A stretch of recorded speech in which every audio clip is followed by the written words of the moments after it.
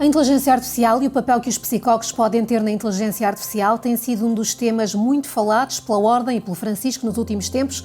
Já lá iremos. Usei pela primeira vez a inteligência artificial para uma entrevista e a primeira pergunta que o ChatGPT recomendou fazer ao bastonário foi: quais considera serem as principais conquistas do seu mandato?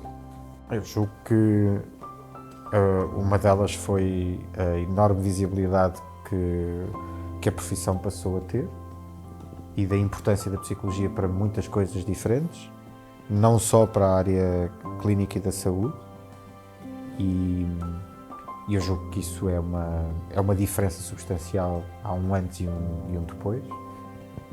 Depois,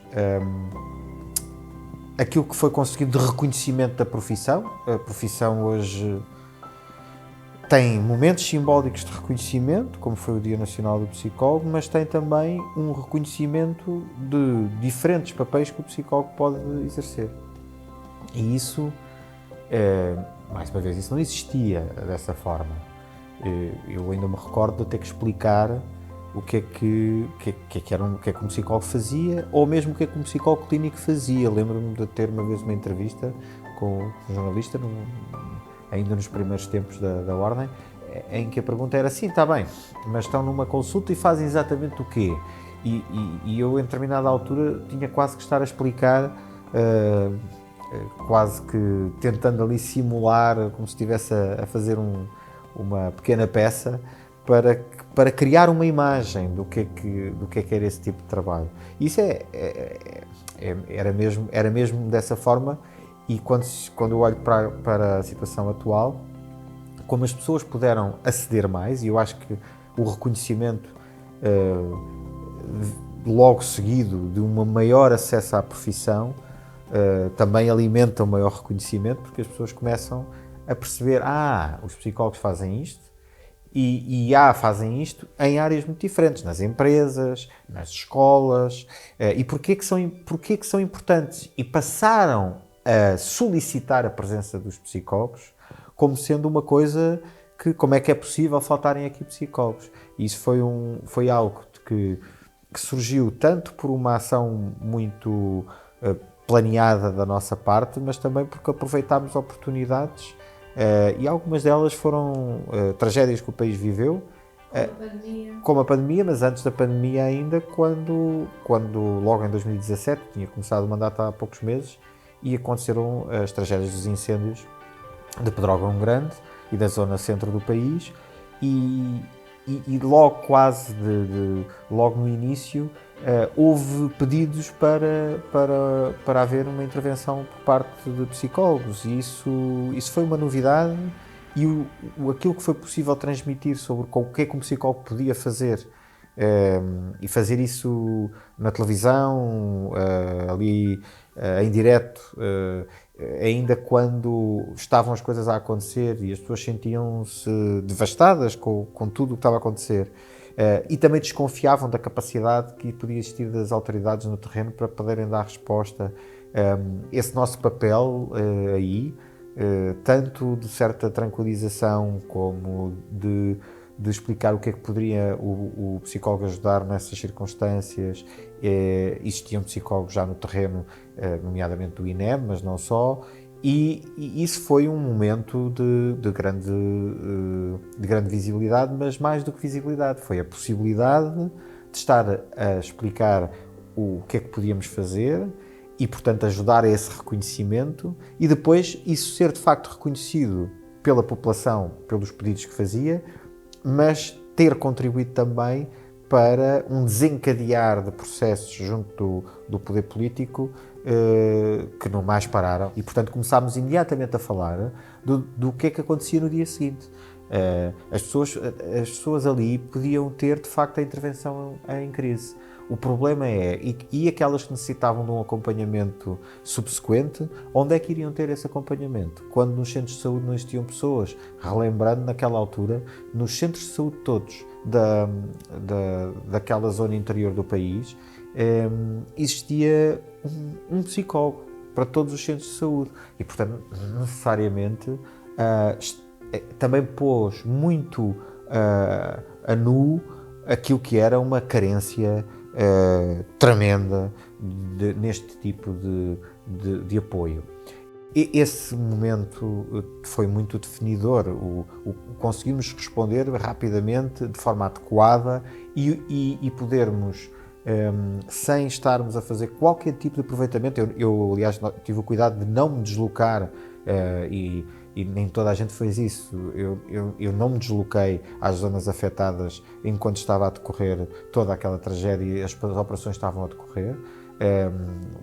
Porque houve de facto um cuidado de nós não estamos aqui para aproveitar situação nenhuma, nós estamos aqui para cumprir com algo que pode ser útil ao país. Eu lembro-me de, na altura, o Ministério da Saúde o Sr. Ministro da Saúde ter inclusivamente solicitado que pudéssemos falar e que pudéssemos explicar uma série de coisas nós, exatamente pela forma como tínhamos feito desde o primeiro momento. Isso era tranquilizador para a população e portanto, ter-nos solicitado que isso continuasse a acontecer. E fizemos isso com a maior das discrições. Eu depois vim mais tarde, um pouco mais tarde, não muito mais tarde, mas um pouco mais tarde, a ir ao terreno e fiz isso sem que sequer houvesse comunicação social ou o que é que fosse. Fui ao terreno, fui ver como é que estava o trabalho que alguns colegas estavam a desenvolver, fui contactar com os autarcas e disso não houve notícia. Porque não era para esse efeito, era mesmo por aquilo que necessitávamos de fazer de acompanhamento dos colegas e de perceber o que é que estava a passar na altura e o que é que nós podíamos ter que fazer naqueles momentos logo a seguir. Falou aí de uma estratégia de proximidade dos serviços de saúde. O que é que defendeu na altura? O que eu defendi na altura é que não era possível nós darmos resposta àquilo que eram evidentes necessidades que as pessoas estavam a reportavam na opinião pública, junto da comunicação social, reportavam nos centros de saúde, quando se dirigiam aos centros de saúde, e depois essa informação nunca chegava ao Ministério da Saúde, porque quando as ARS tinham que avaliar essas necessidades, de alguma forma concluíam sempre que não eram precisos mais recursos do que aqueles que existiam. Isto foi dito sucessivamente ao longo do tempo, nessa altura, e portanto o que eu desde esse momento propus é que se simplificasse a estrutura. Se era para funcionar assim, se as ARS era para fazerem esse papel, não valia a pena termos uma estrutura intermédia. Podíamos sim passar mais autonomia para as unidades de saúde, e portanto trabalhar muito mais diretamente, depois de emanadas as orientações políticas pelo Ministério e pelas estruturas centrais que organizavam o sistema de saúde, passar depois para uma muito maior autonomia das unidades de saúde e a responsabilização também, certamente, que conheciam as necessidades mais diretamente e, portanto não se colocava a questão de estando eles a ter que dar uma resposta direta à população, estando a população a requerer determinado tipo de serviços para os quais não existiam profissionais, não se colocava a questão depois de por qualquer razão que ainda estou para perceber qual é que era, não avançar para essa contratação, quando o próprio Governo perguntava quantos profissionais é que são necessários então contratar. E portanto, essa simplificação das estruturas foi uma coisa que comecei a propor nessa altura. Em 8 anos, qual é que foi o momento mais difícil? O momento mais difícil foi, porventura, quando entramos no primeiro mandato e tínhamos que fazer muitas alterações no funcionamento da organização Ordem para poder ajustá-la àquilo que era o programa que nós nos tínhamos comprometido a executar. Como é que conseguiram fazer isso? Com decisões difíceis e que nos custaram bastante, porque tínhamos pessoas que tinham feito um bom trabalho no papel anterior que tinham desempenhado, mas que não eram as pessoas que tinham o perfil para poder fazer algumas das atividades que nós queríamos fazer, porque as situações, como por exemplo a da pandemia ou dos incêndios que já falei, são situações em que nós, se tivermos uma estrutura preparada, e tínhamos, nós sempre apostámos imenso na estrutura digital da organização, continuamos a apostar, E, portanto, quando acontece a pandemia, nós estávamos, em termos de infraestrutura informática, estávamos perfeitamente preparados para passarmos a trabalhar à distância. Mas tínhamos uma equipa muito coesa, tínhamos uma equipa que tinha já muitos processos de gestão perfeitamente consolidados. Repare-se, nós temos um sistema de gestão da qualidade montado desde 2013, certificado, não há mais nenhuma ordem nessas condições. Só para dar estes exemplos havia muito trabalho feito que permitia que nós, mesmo tendo que agora deixamos de estar aqui presencialmente e passamos a estar à distância, nós conseguimos fazer a adaptação e conseguimos dar essa resposta.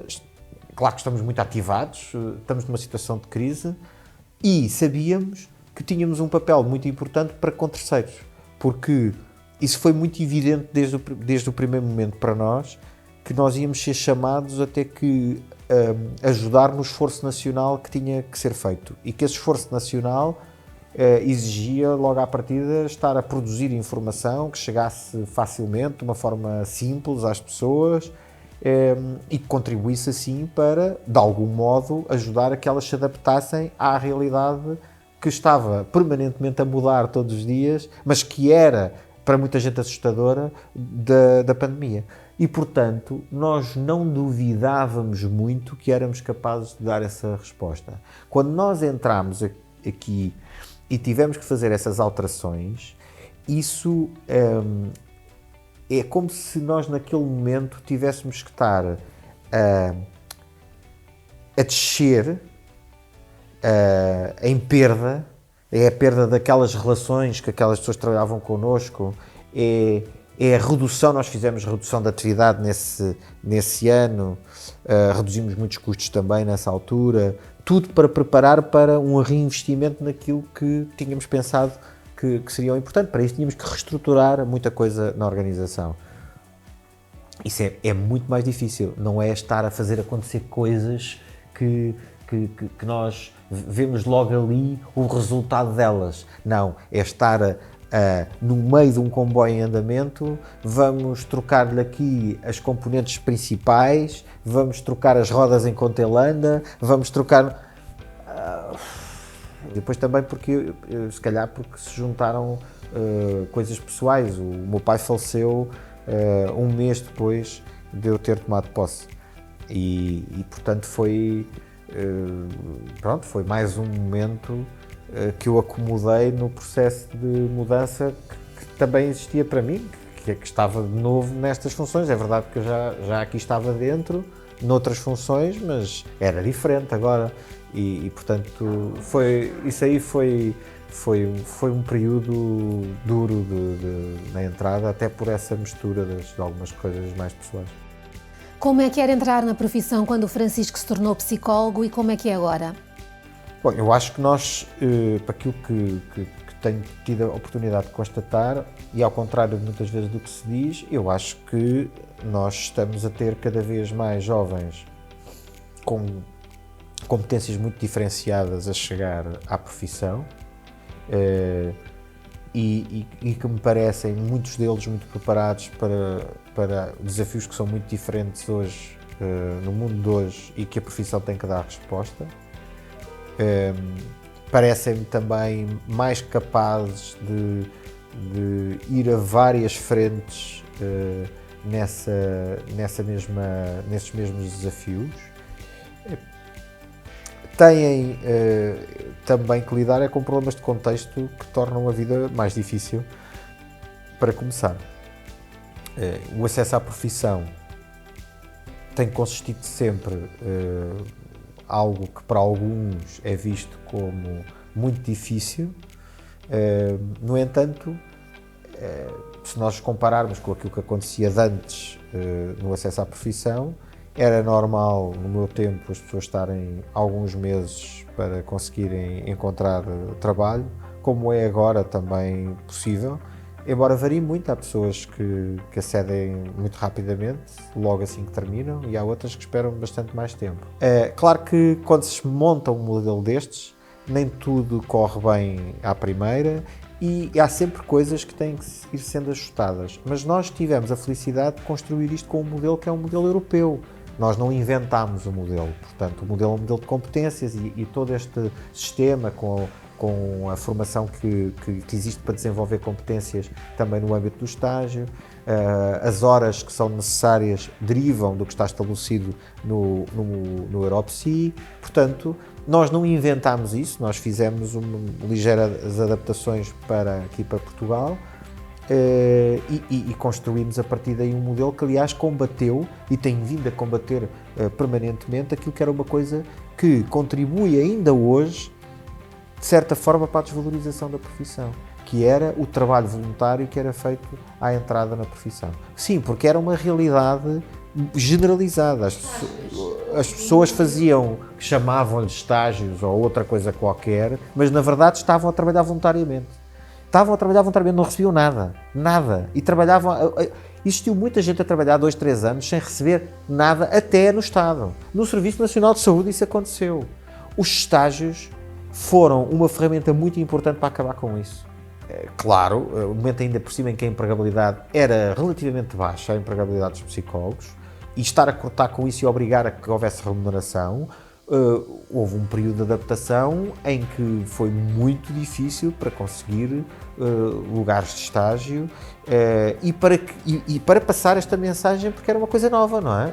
De repente passou a ser obrigatório isso, portanto isso foi muito difícil. Depois temos atividades que permitem hoje em dia preparar até para a procura de trabalho, porque quem está a tentar encontrar um estágio profissional, é preciso não esquecermos que o que está a tentar é encontrar um trabalho.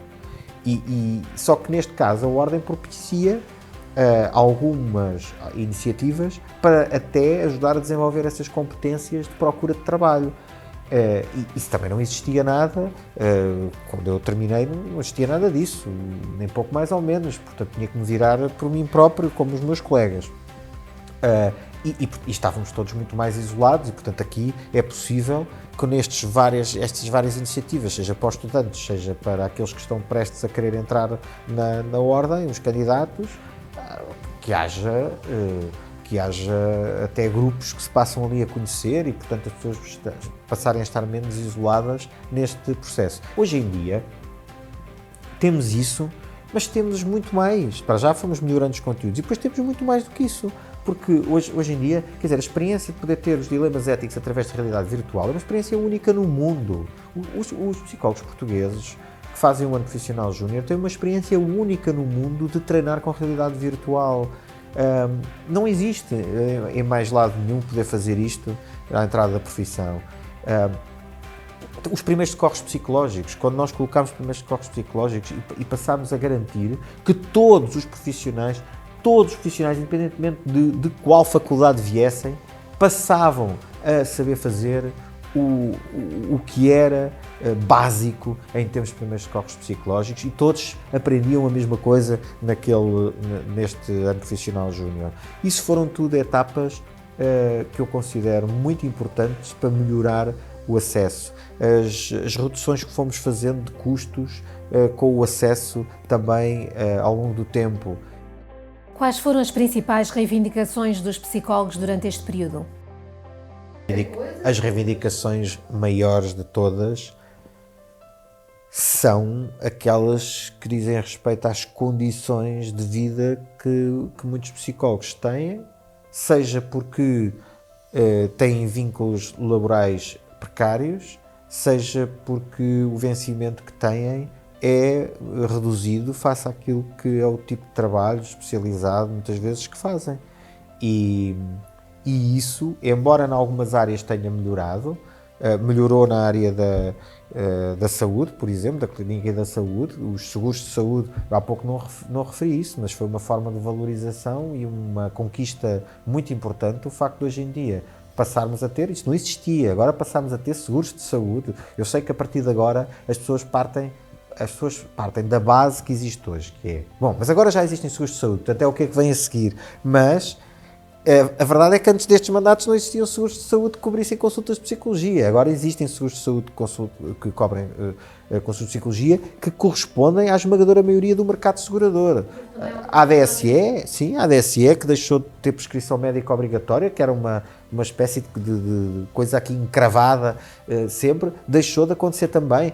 Isso são grandes mudanças que valorizam a profissão do ponto de vista simbólico, mas do ponto de vista real, no dinheiro também, porque estimula o mercado da psicologia. As empresas que passaram a querer ter carteiras em que oferecem consultas de psicologia aos seus funcionários, também passou a ser uma prática muito mais frequente, e isso puxou pelo mercado na área clínica e da saúde significativamente. E, portanto, essa foi uma transformação grande, mas a verdade é que é na área clínica e da saúde, ou poderíamos falar também nas áreas das organizações, sempre foi uma área mais valorizada e continua a ser cada vez mais valorizada, mas se formos para o setor social isso não acontece. E no setor social há razões de sobra para insatisfação. O que acontece é que é numa matéria em que a Ordem não intervém diretamente, porque a Ordem não negocia salários, não negocia as condições contratuais, isso está vedado às ordens, isso são os sindicatos que podem fazer. Mas agora, nós temos de ter consciência, sem demagogia, que mesmo a própria resolução desta situação não é uma resolução não é uma resolução dos psicólogos, é um problema do próprio modelo de financiamento que existe no setor social. Não é uma questão só dos psicólogos. Também das outras profissões. Das outras profissões que trabalham no setor social e, portanto, todo o modelo de financiamento tem que se ter, e todo o modelo de prestação de cuidados tem que ser repensado também à medida desse modelo de financiamento também. A precariedade existe inclusivamente no setor público, local onde poderia ter uma ajuda significativa para se resolver. Aliás, o setor público contribui negativamente para os níveis de precariedade que nós temos.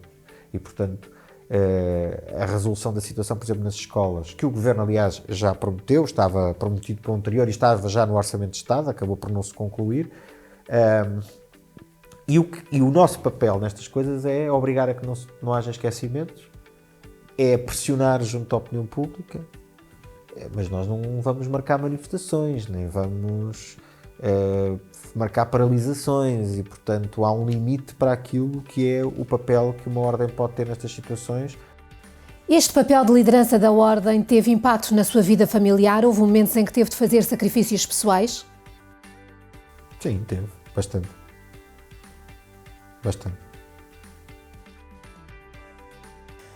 E o que é que dá mais trabalho? Ser pai de 4 filhos ou responder às exigências de 28 mil membros? Os 28 mil membros não fazem exigências todos. Os 28 mil membros são colegas, psicólogos, com quem eu fiz o compromisso, que está muito circunscrito. É um compromisso que está escrito, fiz um juramento, é isso.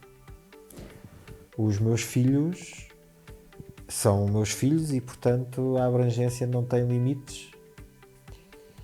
E nesse sentido, se eu tiver que ver proporcionalmente, eu julgo que lhes falho mais a eles do que falho aos membros da Ordem. O bastonário dos psicólogos também vai ao psicólogo? Já foi mais do que uma vez, sim. Vamos agora olhar para o futuro. Há algum projeto em andamento que gostava que a próxima direção da Ordem pudesse dar continuidade?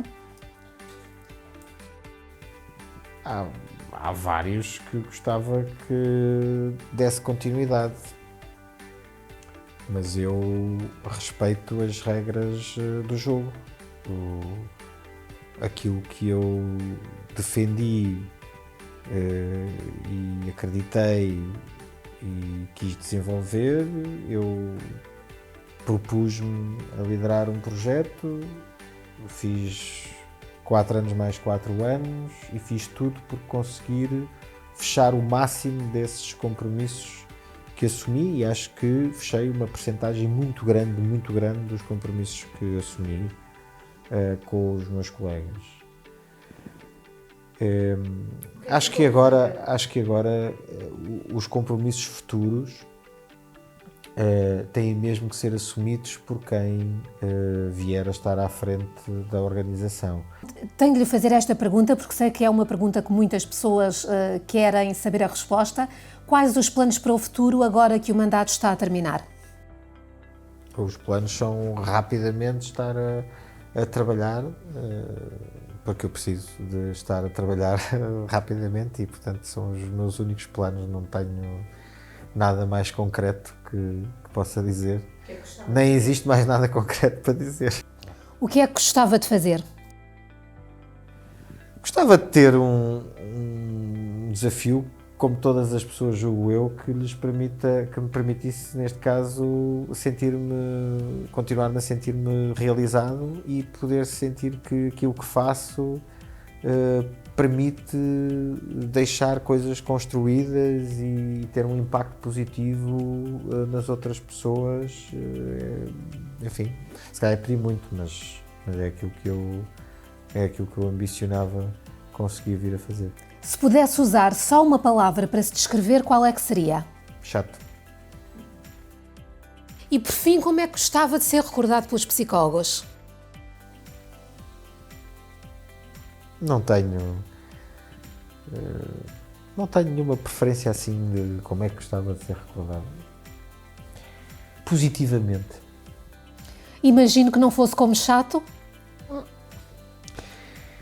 Claro que o chato tem muito de persistente. Eu acho que tenho sido muito persistente em quase tudo o que tenho me proposto a tentar fazer.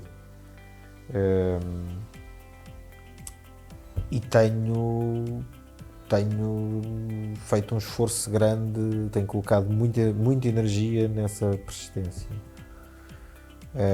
E se ficar uma imagem positiva de quem deixou a profissão significativamente melhor do que aquilo que encontrou, através também do trabalho que fizemos, porque já sabemos que há coisas que têm que ver com o que nós fazemos e há outras que têm que ver com o que vai acontecendo ao redor e há outras que são a mistura do que nós aproveitamos ou não do que acontece, mas que fiquem com uma imagem positiva e de que o trabalho que foi aqui feito valeu a pena ter sido confiado a uma equipa que eu tive o privilégio de liderar.